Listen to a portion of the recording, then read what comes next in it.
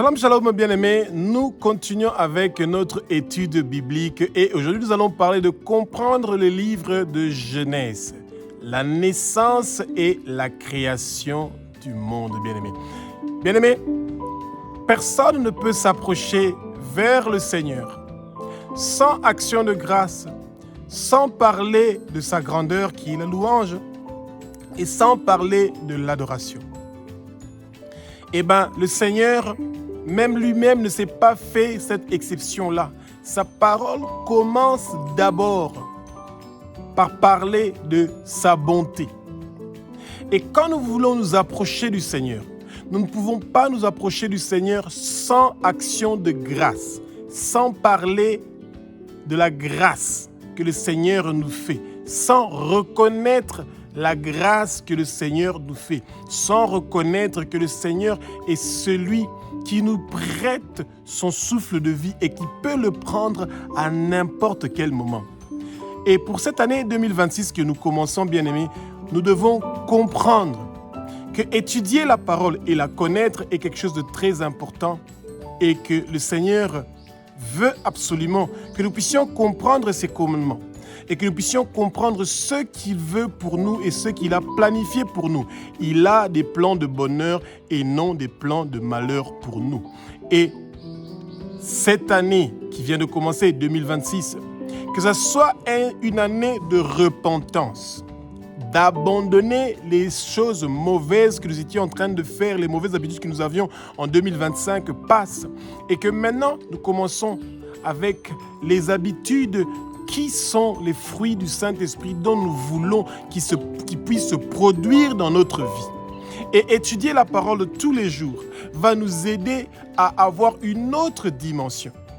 Et c'est Genèse qui est l'introduction, qui est la naissance et un moment de naissance de la puissance que le Seigneur veut que nous ayons.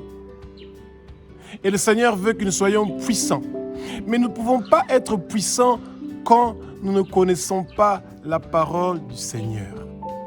Que le Saint-Esprit prenne le contrôle de ma bouche, que ce que je veux dire, ce ne sont pas des paroles qui viennent de moi. Ce sont des paroles qui sont inspirées par le Saint-Esprit.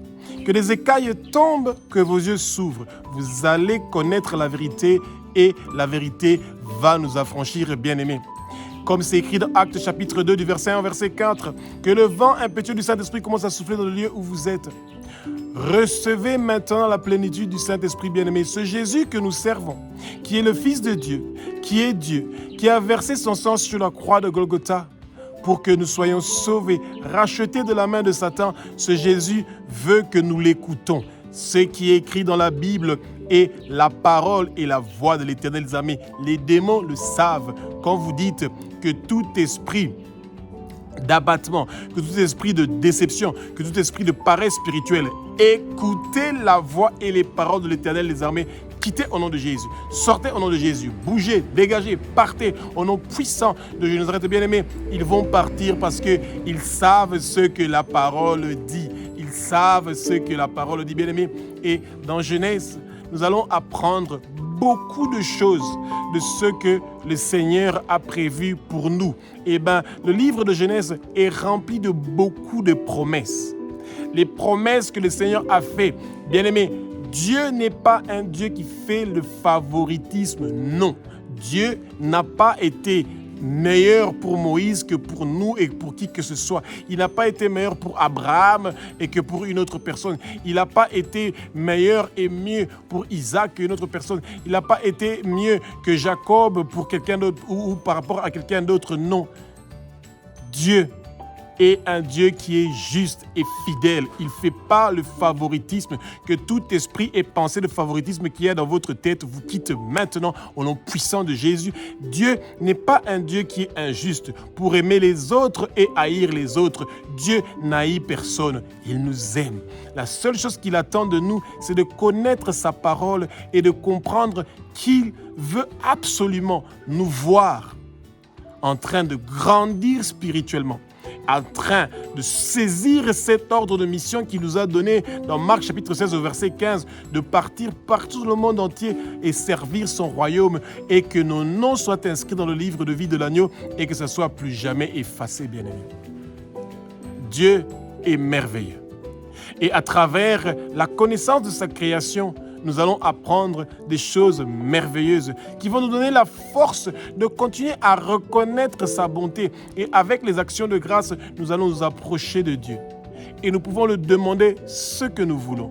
Et ce que nous voulons, c'est que la mission que Jésus est venu accomplir sur terre, que cette mission-là puisse continuer. Et ça veut dire que le monde puisse connaître le nom du Père, que le monde puisse connaître l'évangile de Jésus, la bonne nouvelle. Et c'est ça. Le chrétien doit toujours continuer à retenir dans ses pensées que Dieu veut absolument que le Saint-Esprit soit avec nous, que nous soyons dans la plénitude du Saint-Esprit et savoir exactement le rôle que nous allons jouer dans la mission de la continuité du ministère de Jésus-Christ de Nazareth. Et aujourd'hui, vous allez comprendre que le Seigneur a des plans plus grands que ce que vous le pensez. C'est vrai que vous contribuez déjà dans le royaume de Jésus de Nazareth, mais il y a encore une plus grande contribution que vous pouvez donner dans le royaume de Jésus. Genèse, le livre de la naissance du monde, de la création du monde, a été écrit par Moïse. Et c'est par l'inspiration du Saint-Esprit que Moïse a écrit le livre de Genèse. Tous les livres de la Bible ont été écrits par l'inspiration du Saint-Esprit. La Bible n'est pas un livre ordinaire. La Bible est la voix et la parole de Dieu. Ce que la Bible dit, c'est exactement vrai. Et toute promesse que le Seigneur est en train de parler, il parle à nous. La Bible est la voix, la parole de Dieu vers nous. Et pourquoi Dieu veut nous parler? Parce qu'il veut que nous continuions à lui ressembler, à être dans la sainteté, à être dans la sanctification, à refuser la vie pécheresse, à refuser la vie de péché qui nous empêche de pouvoir être dans sa présence.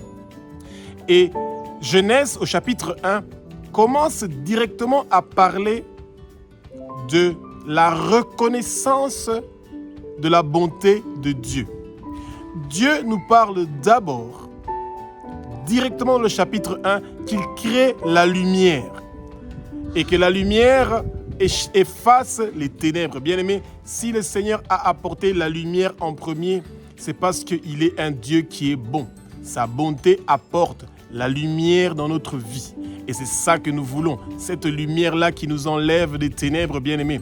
Et c'est ça, Genèse chapitre 1 nous parle aussi de comment Dieu a créé le ciel, la terre, les mers et tout ce qui s'y trouve. Il nous parle que tous ceux qui respirent, que ce soit dans le ciel, sur la terre, sous les mers, tout le monde est en train de louer l'Éternel des armées. Il parle de sa bonté, il parle de sa grandeur, il parle de sa sainteté. Et c'est pour ça que vous voyez, bien-aimés, quand vous regardez la verdure, les herbes à graines, les arbres fruitiers, tout ce qui est vert, tout ce qui respire, c'est joli, c'est beau. Pourquoi? Parce que ça part de la bonté du Père, ça parle de la grandeur du Père, ça parle de la sainteté du Père.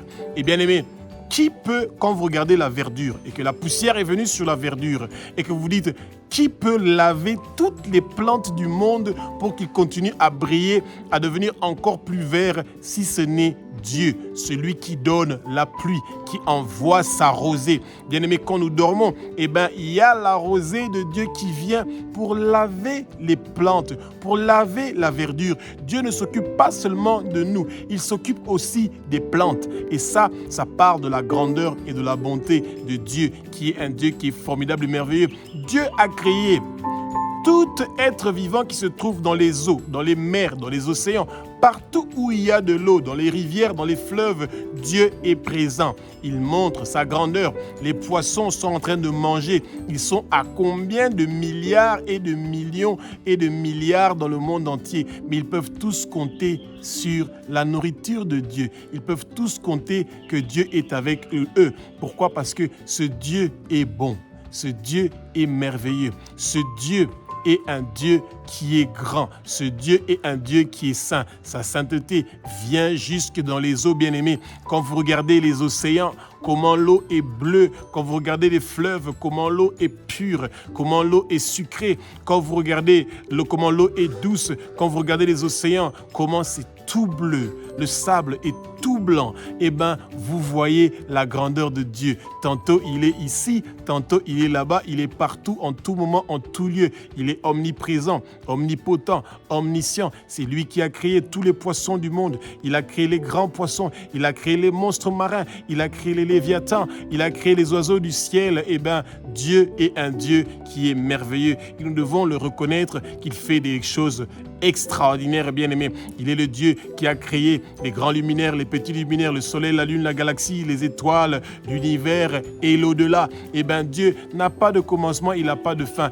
Il est celui qui a tout créé et que chaque lumière qui nous éclaire la nuit et le jour, eh bien, c'est lui qui l'a créé, bien-aimé. Et c'est pour ça que nous devons reconnaître sa bonté, qui nous donne toutes ces choses-là gratuitement. Si Dieu devait nous faire payer la facture du courant, de la lumière qu'il nous donne pendant la journée et de la lumière qu'il nous donne la nuit avec la lune et les étoiles, nous ne pourrons pas payer ces factures-là, mais c'est par sa grâce, c'est par sa bonté qu'il nous le donne. Et nous devons nous rappeler de dire ça dans nos prières, de parler de sa bonté, de reconnaître sa grandeur, de reconnaître sa sainteté, qu'il est en train de faire des grandes choses dans notre vie, à chaque moment de notre vie, bien-aimés, parce que le Seigneur est avec nous. Que le Seigneur continue à être présent où nous sommes. Bien-aimés, Dieu a créé tout animal sur terre. Il a créé les reptiles et les bétails. Et il nous a donné pour que nous puissions les dominer, bien-aimés. Il nous a donné pour que nous puissions les assujettir. Et Dieu était tellement content de tout le travail qu'il avait fait, mais il voulait que quelqu'un puisse hériter de ce travail-là. Et c'est comme ça que Dieu a créé l'homme et la femme à leur image. Il ne nous a pas créés inférieurs à tout ce qu'il a créé dans le monde. Non, il nous a créés supérieurs à tout ce qu'il a créé.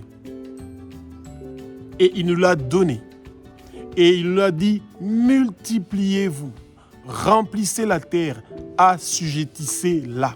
Que toute personne qui pense qu'il est stérile, que ce soit un homme ou une femme bien-aimée, ne soyez pas dans la crainte. La parole nous dit, dans Genèse chapitre 1, verset 28, « Soyez féconds, multipliez-vous, remplissez la terre et assujettissez-la. » Dieu nous donne le pouvoir. Le pouvoir de faire des choses qui sont grandes, de faire des choses qui sont merveilleuses pour l'avancement de son royaume. Genèse chapitre 2, verset 5 nous parle de Adam, le premier homme, et de Ève. Ces êtres humains que Dieu a créés selon leur ressemblance et selon leur image, et qui pouvaient communiquer avec eux et qui pouvaient voir Dieu. Et c'est à cause de nos péchés, la désobéissance, que nous avons perdu cette relation-là de père et fils, et que nous avons gardé seulement une amitié. Mais que nos yeux spirituels puissent s'ouvrir maintenant. Parce que, bien-aimés, quand nous marchons dans la sainteté, quand nous marchons dans la lumière, le Seigneur nous retourne les facultés que Adam avait, celui de voir le monde spirituel. Et quand le Seigneur le permet dans notre vie, eh bien, beaucoup de choses vont se passer, bien-aimés, dans notre vie. Genèse, entre chapitre 2 et chapitre 5, on nous parle des premiers enfants de Adam et de Ève, Caïn et Abel. Caïn est le père de la sorcellerie, il est le père de la méchanceté. Et Abel est celui qui est l'obéissant, celui qui a compris que la prière, les parfums de bonne odeur sont quelque chose qui influence notre vie, qui change notre vie, qui transforme notre vie, qui font que les fruits du Saint-Esprit puissent jaillir dans notre cœur et que le trône du Seigneur, par le parfum de nos prières, puisse venir s'asseoir dans nos cœurs. Que l'esprit de Caïn puisse vous quitter maintenant, au nom puissant de Jésus de Nazareth. Que la bonté que Abel avait envers le Seigneur, que cette bonté-là puisse venir dans votre vie. Et que le fruit du Saint-Esprit puisse se développer dans votre vie pour que vous puissiez être dans la présence du Seigneur. Genèse, entre chapitre 2 et chapitre 5, parle aussi des descendants de Adam et de Ève. Et, bien aimé, c'est merveilleux de voir toutes ces grandes choses que le Seigneur a fait avec tous les descendants de Adam et de Ève. Et rappelez-vous que nous aussi, nous venons de là. Et que beaucoup de choses qui ont été commises depuis le Jardin d'Éden jusqu'à aujourd'hui, nous ont liés, nous ont enchaînés. Mais parce que Dieu est un Dieu qui est merveilleux. Il a envoyé son Fils unique, je vous arrête, pour venir mourir sur la croix de Golgotha pour que les chaînes soient brisées. Que toute malédiction qui vient depuis le Jardin d'Éden, depuis Adam et Ève, que toutes ces malédictions-là soient brisées et que nous puissions recevoir notre délivrance et notre libération. Parce que Dieu nous aime d'un amour qui est pur, d'un amour qui est grand. Dieu est avec nous, bien-aimés. Et c'est comme ça que vous avez vu parmi les descendants de Adam et de Ève, il y avait Enoch, qui est le premier qui a commencé à invoquer le nom de l'Éternel et il faisait plaisir à l'Éternel. Et dans la Bible, nous avons seulement 2 personnes qui n'ont pas connu la mort. Nous avons Enoch et Élie qui ont disparu dans les nuées et qui sont partis vers le Père. Que le Père nous fasse aussi cette grâce-là. C'est un Père qui ne fait pas de favoritisme. S'il a fait pour Enoch, s'il a fait pour Élie, il peut le faire aussi pour vous parce que c'est un Père qui n'est pas injuste. C'est un Père qui est juste et qui est fidèle. Genèse chapitre 6 au chapitre 11 nous parle de l'histoire de Noé. Bien-aimés, dès le commencement, au 6e chapitre déjà, Dieu regrette qu'il a créé l'homme. Pourquoi? Parce qu'il a donné toute la liberté à l'homme de se tourner vers lui, mais l'homme s'est tourné vers ses désirs. Et c'est comme ça que dans Genèse chapitre 6, au verset 1 déjà, il parle des anges déchus, les fils de l'homme, des démons qui venaient pour coucher avec les femmes, les filles des hommes qui étaient très belles et très jolies et faire des enfants. Ils sont déjà venus pour polluer le monde. Et Dieu a vu que la pollution est entrée, bien-aimés. Et dans tous les gens qui étaient dans la pollution de ce temps-là, Dieu a trouvé 8 personnes seulement qu'il a trouvé dignes de repeupler le monde, de recomposer le monde. Noé, sa femme, ses 3 fils et les 3 femmes de ses fils. Et c'est ça que Dieu a jugé. 8 personnes qu'il a dû juger dignes de survivre la déluge. Et Dieu avait vu que la corruption était entrée même dans la nature, même dans les animaux, et qu'il a décidé de rendre tout blanco, de recommencer carrément à zéro. Et il a demandé à Noé de construire une arche et que tous les animaux, 2 à 2, entrent dedans, ainsi que les 8 personnes qui étaient donc ensemble.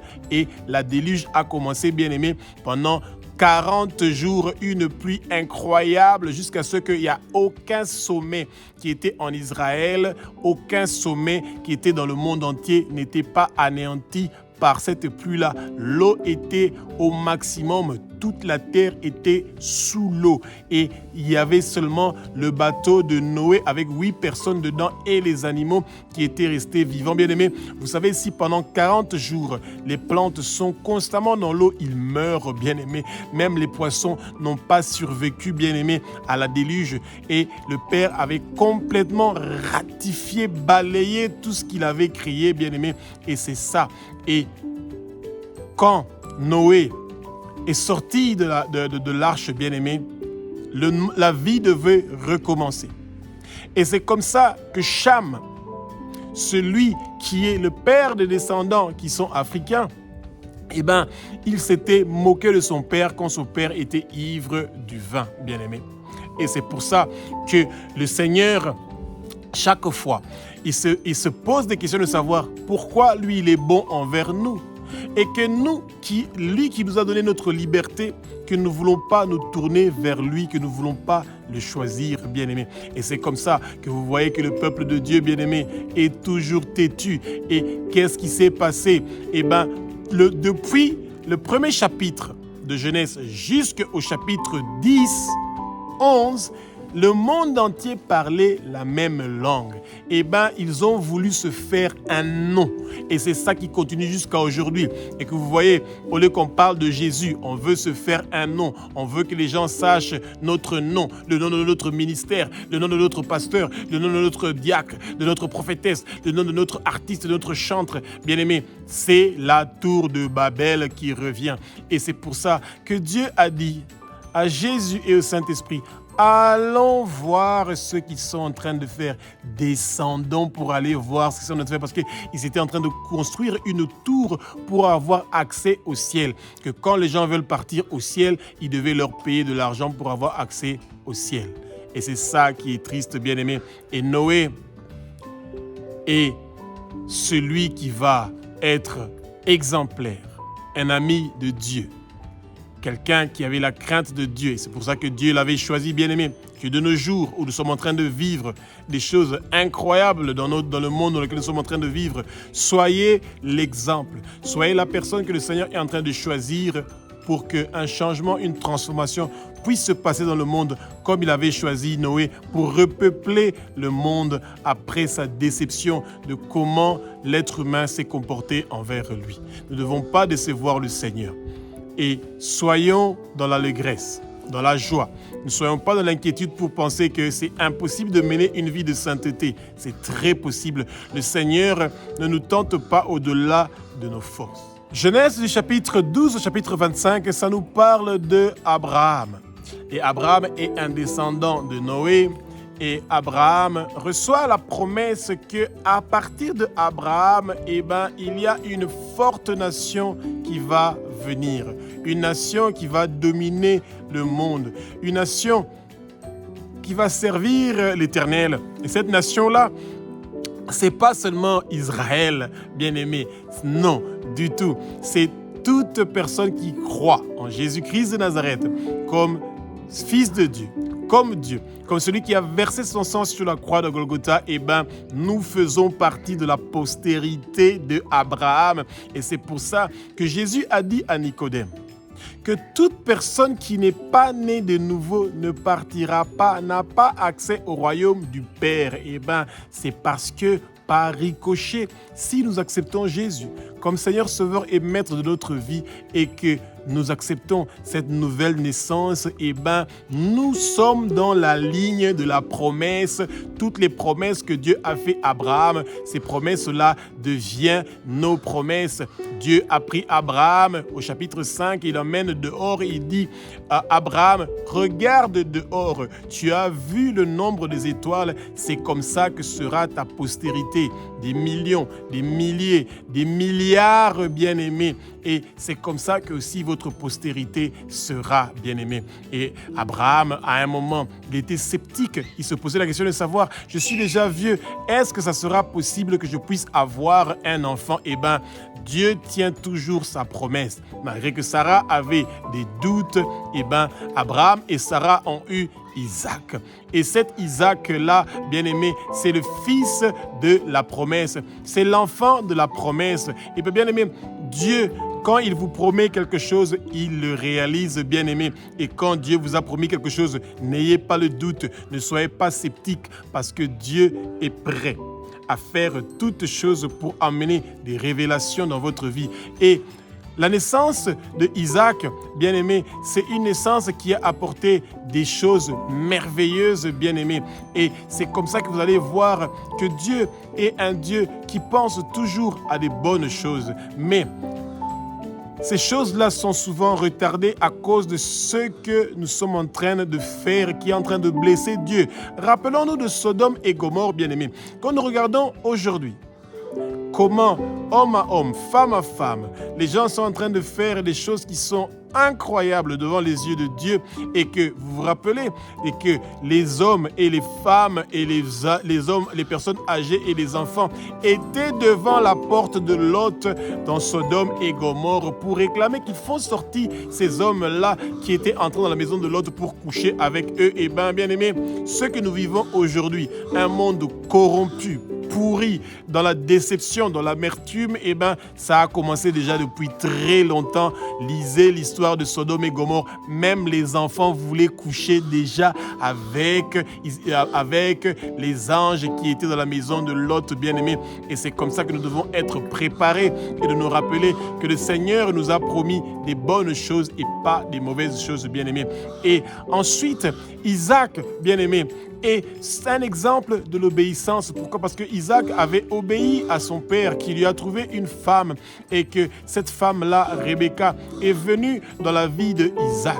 Et Isaac n'avait pas protesté, bien-aimé, quand son père l'avait pris pour l'emmener pour aller faire un sacrifice. Isaac avait accepté quand son père l'avait lié et lui avait mis sur l'autel pour pouvoir le sacrifier.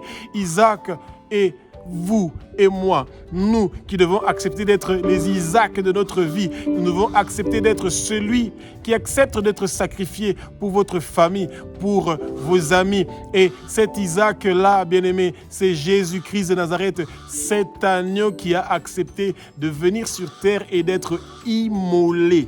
Lui qui est digne de recevoir la puissance, lui qui est digne de recevoir la richesse, lui qui est digne de recevoir la sagesse, lui qui est digne de recevoir la force, lui qui est digne de recevoir l'honneur, lui qui est digne de recevoir la gloire, lui qui est digne de recevoir la louange. Son nom, c'est Jésus-Christ de Nazareth. Eh bien, il a accepté d'être l'agneau immolé comme Isaac avait accepté d'être l'agneau qui a été immolé. Et parce que Isaac n'avait pas protesté contre son père Abraham, et qu'il a accepté d'être lié. Il avait même demandé à son père, parce qu'il savait, il a dit, « Papa, mon Seigneur, nous partons faire un sacrifice à Dieu.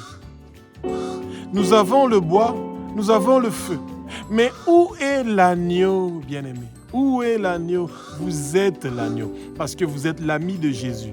Et que l'injustice qu'on est en train de vous faire maintenant dans votre vie sera transformée en bénédiction, comme la bénédiction que Isaac a eue parce qu'il a accepté d'être obéissant, qu'il n'a pas protesté quand son père était en train de lui mettre sur l'autel pour le sacrifier. Et Dieu vous libère. L'agneau qui devait être sacrifié, il était juste là. Et le Seigneur est un Seigneur, un Dieu de miracles et de prodiges bien-aimés. Et c'est comme ça que Abraham a vu la promesse que le Seigneur l'a promis de voir la naissance de Isaac. Et c'est merveilleux, bien-aimés. Et c'est comme ça que nous aussi nous devons faire confiance. Et Abraham n'a pas eu seulement Isaac, il a eu aussi Ismaël. Mais Ismaël n'était pas l'enfant de la promesse. Et c'est pour ça que ceux qui ne sont pas les enfants de la promesse, bien-aimés, que le Seigneur les aide. Parce qu'ils ont un sérieux problème. Que le Seigneur continue à se manifester dans notre vie et que nous continuions à comprendre les plans que nous avons. Et Abraham est ensuite mort et il a eu une belle vieillesse parce que après la mort de Sarah, il avait une autre femme et il a eu aussi d'autres enfants. Genèse chapitre 25 au chapitre 28 nous parle de l'histoire de Isaac. Eh bien, Isaac, c'est très dommage qu'il y a beaucoup de chrétiens qui ne comprennent pas que Isaac était un très grand prophète comme son père Abraham. Eh bien, bien aimé, on ne donne que ce qu'on a. Abraham, qui était un homme qui avait la crainte de Dieu, qui était l'ami de Dieu, parce que Abraham avait discuté avec Dieu sur Sodome et Gomorrhe, bien-aimés, nous devons avoir cette grâce-là de pouvoir discuter avec Dieu et qu'il puisse nous parler et que nous puissions discuter, que nous puissions parler des choses que nous pensons que Dieu n'est pas intéressé de parler ces choses-là avec nous. Et bien le Seigneur veut absolument parler de ces choses-là avec nous, bien-aimés. Et Isaac est le fils de la promesse. Et Isaac est la patience, l'obéissance. Isaac a prié pendant 20 ans pour sa femme Rebecca. Il pouvait aussi se dire qu'il devient le père du murmure et de la lamentation. Parce que ce n'est pas lui qui avait choisi Rebecca. C'est son papa qui avait choisi la femme pour lui. Et il s'est rendu compte qu'il a reçu une femme qui avait la stérilité. Et que Isaac a dû prier pendant 20 ans pour que Rebecca puisse avoir des enfants. Et Dieu maintient toujours ses promesses. Et parce que Dieu avait promis à Abraham qu'il aura une postérité comme les étoiles du ciel, comme le sable de la mer, comme la poussière de la terre, comme la quantité d'eau qu'il y a dans les océans, bien-aimés. Et c'est comme ça que Isaac a continué avec cette bénédiction de son père. Et Isaac, bien-aimé, le Seigneur l'a utilisé d'une façon puissante. Et chaque fois, Isaac était en train d'avoir des victoires sur ses ennemis. Vous vous rappelez de l'histoire de Isaac avec Abimelech. Et la même histoire qui s'était passée avec Abraham et Sarah, et que Abimelech aussi était intéressé par la femme, par Rebecca, la femme de Isaac. Et que vous voyez que leur histoire était de pair, ça se suivait.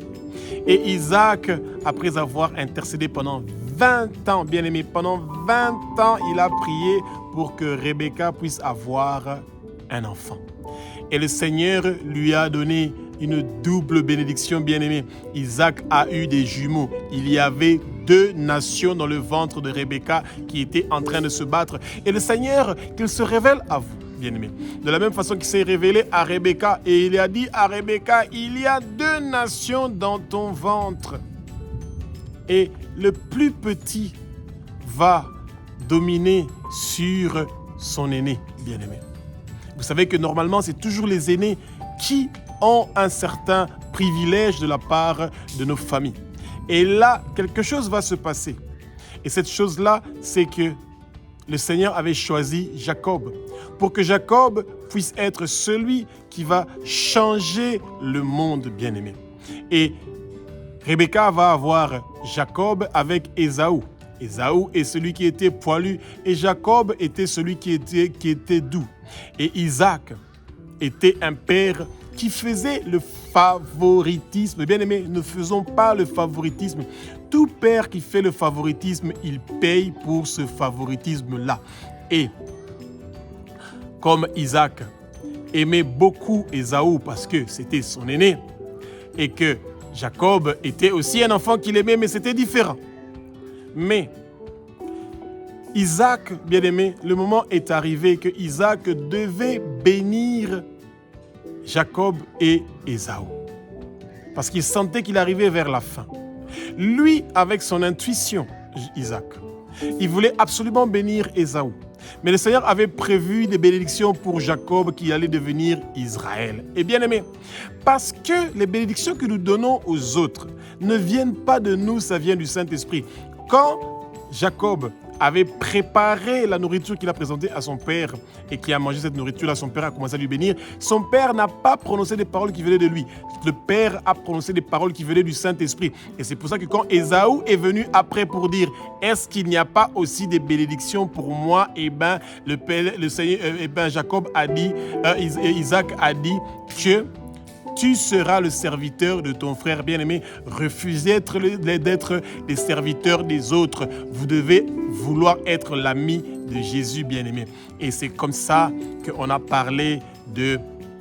C'est comme ça qu'on a parlé, bien-aimé, de Isaac.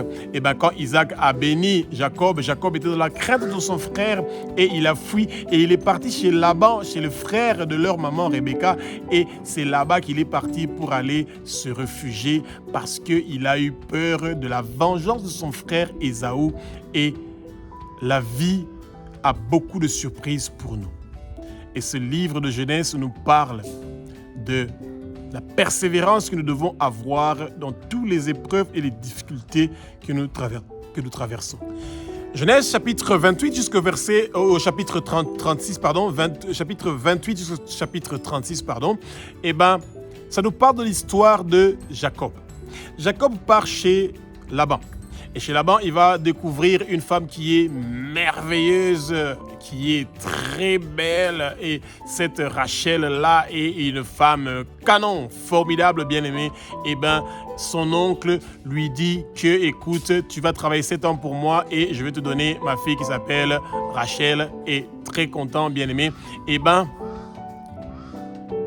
nous devons avoir la persévérance et avoir la fidélité dans notre vie.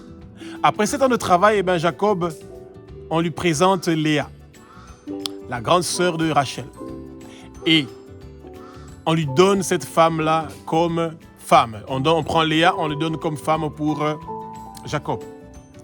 Et on lui dit, et garde-la pendant 1 semaine, et l'autre semaine, on va te donner aussi Rachel. Et c'est comme ça qu'on lui a dit qu'il doit travailler encore cette autre année, et il a travaillé 14 ans pour avoir les 2 femmes. Et c'est cette histoire-là qui va commencer, bien-aimé, qui va composer les 12 tribus d'Israël. Que les femmes auront une grande compétition, bien-aimée, et ben, à partir de Léa et de Rachel, et les servantes de Léa et de Rachel, Jacob aura au total 13 enfants. Souvent, les gens oublient que Jacob avait une fille qui s'appelle Dina, et toutes les femmes qui sont en train de réclamer aujourd'hui de devenir des pasteurs et qui veulent absolument diriger des églises, qui veulent diriger des hommes, bien-aimés, préparons-nous parce que le Seigneur n'a pas prévu ces choses-là. Le Seigneur a prévu que les femmes puissent enseigner, que les femmes puissent être une bénédiction pour le corps du Christ, mais que les femmes commencent à diriger les hommes, je pense que ce n'est pas une très bonne idée et ce n'est pas du tout sage. Mais chaque travail a ses conséquences et a sa lourdeur. Que celui qui pense qu'il est capable de pouvoir assumer, c'est bien. Conduire le peuple de Dieu n'est pas quelque chose qui est facile, bien-aimé. Et c'est comme ça que Laban était tellement content que pendant 14 ans, Jacob avait travaillé pour lui. Et à un moment, Jacob était devenu riche, fort riche, extrêmement riche, bien-aimé. Pourquoi? Parce que Jacob s'était battu contre Dieu quand il était en route de partir vers Laban. Et que Jacob avait vu des anges monter au ciel et descendre sur terre, et il passait par une échelle. Cette échelle-là, c'est Jésus.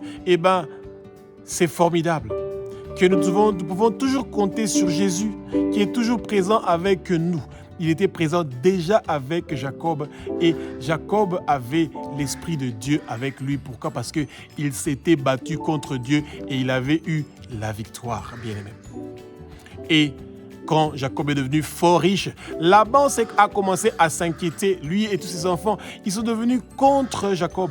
Et c'est comme ça que Jacob a décidé de quitter où il était avec Laban et de retourner à Canaan.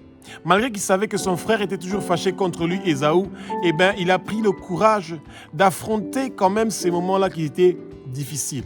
Et Jacob est rentré à Canaan, il a fait des cadeaux à son frère Ésaü et c'est comme ça que chacun a pris une part de quelque part où il pouvait rester.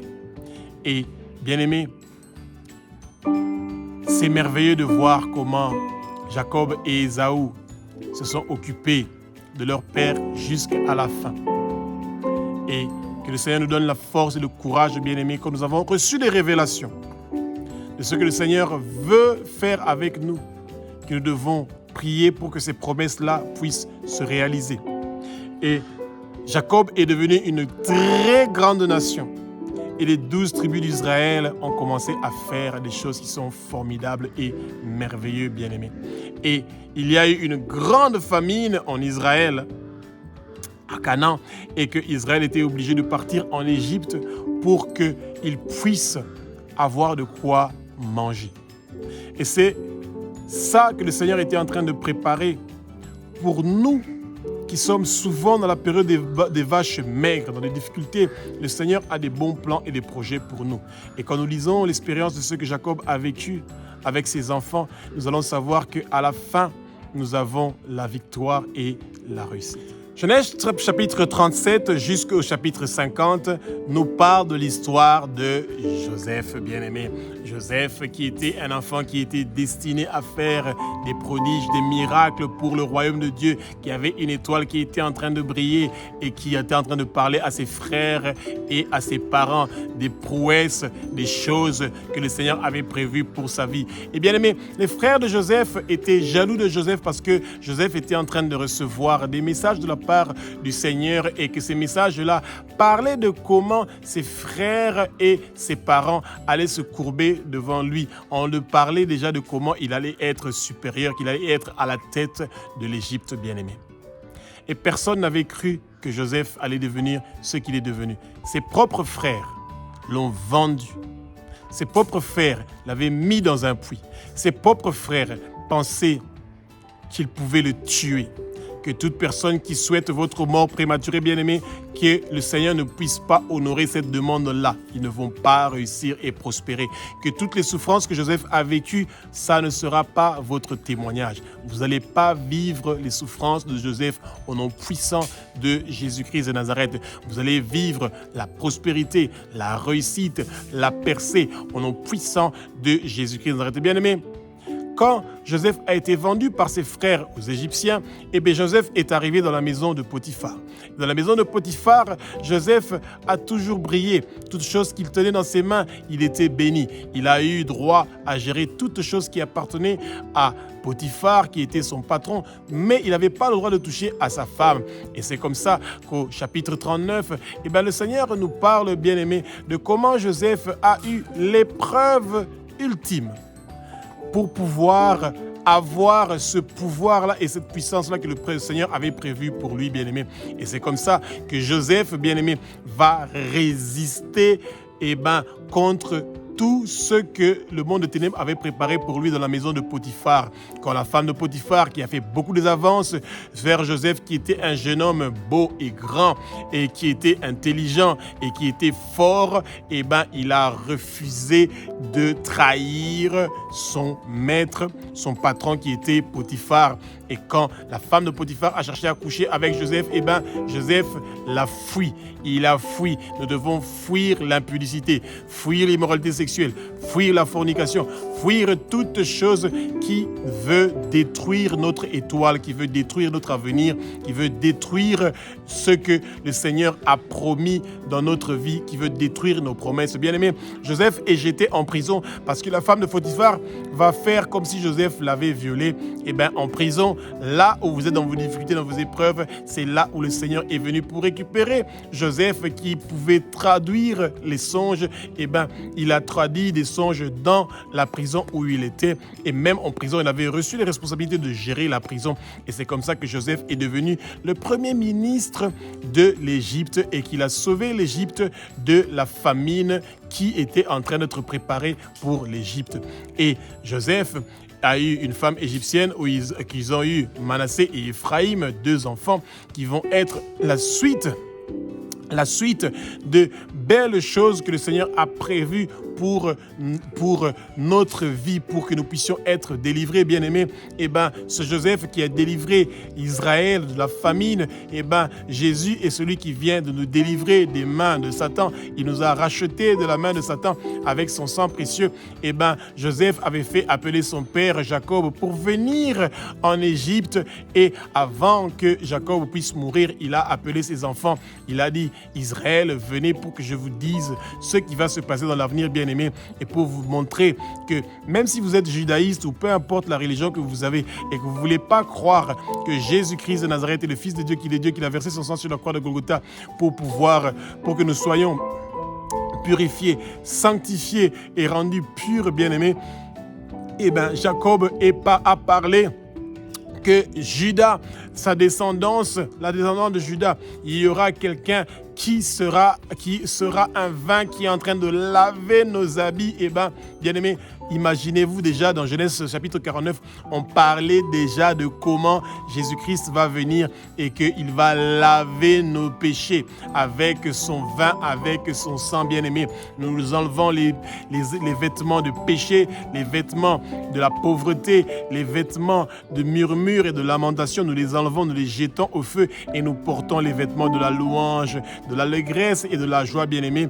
Et c'est comme ça que après la mort de Joseph, Israël est resté dans l'esclavage, et ensuite Dieu a entendu les murmures et les lamentations d'Israël et que Dieu est venu pour intervenir, et il a commencé à préparer Israël à sortir de l'esclavage.